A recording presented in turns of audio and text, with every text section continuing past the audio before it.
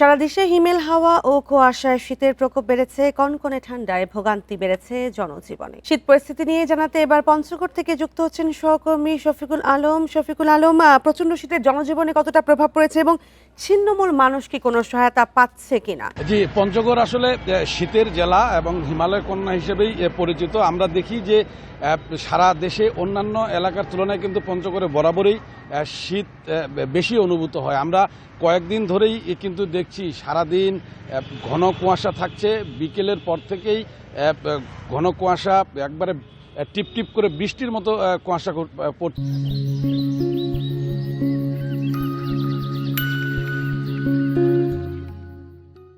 আমরা গতকালকে দেখেছি দুপুরের দিকে সামান্য সময়ের মধ্যে সূর্যের মুখ দেখা গিয়েছিল, তো তাপ ছড়ানোর আগেই কিন্তু সেই সূর্য আবার ঘন কুয়াশায় ঢেকে গিয়েছে। এই সময় আসলে আমরা বরাবরের মতো দেখি যে ছিন্নমূল মানুষ, যারা খেটে খাওয়া মানুষ, যারা দিনমজুর শ্রেণী মানুষ, বিশেষ করে পঞ্চগড়ে 20,000-এর বেশি পাথর শ্রমিক, বালু শ্রমিক রয়েছে, যারা হাঁটু জলে নেমে কিন্তু তারা পাথর সংগ্রহ করে, বালু সংগ্রহ করে।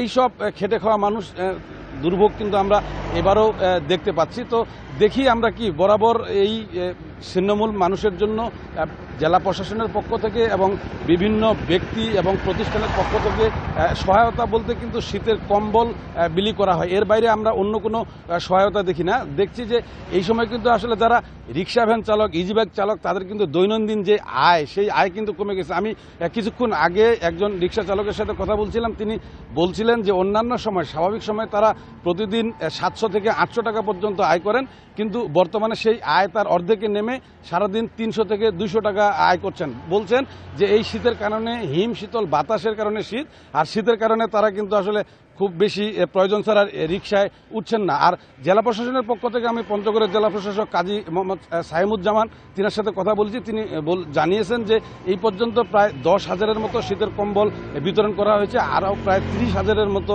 শীতের কম্বলের চাহিদা জানিয়ে সংশ্লিষ্ট মন্ত্রণালয়ে তিনি চিঠি দিয়েছেন বলে আমাকে জানিয়েছেন। এই ছিল শীত পরিস্থিতি নিয়ে পঞ্চগড় থেকে সর্বশেষ। শীত পরিস্থিতি নিয়ে পঞ্চগড় থেকে জানাচ্ছিলেন সহকর্মী শফিকুল আলম।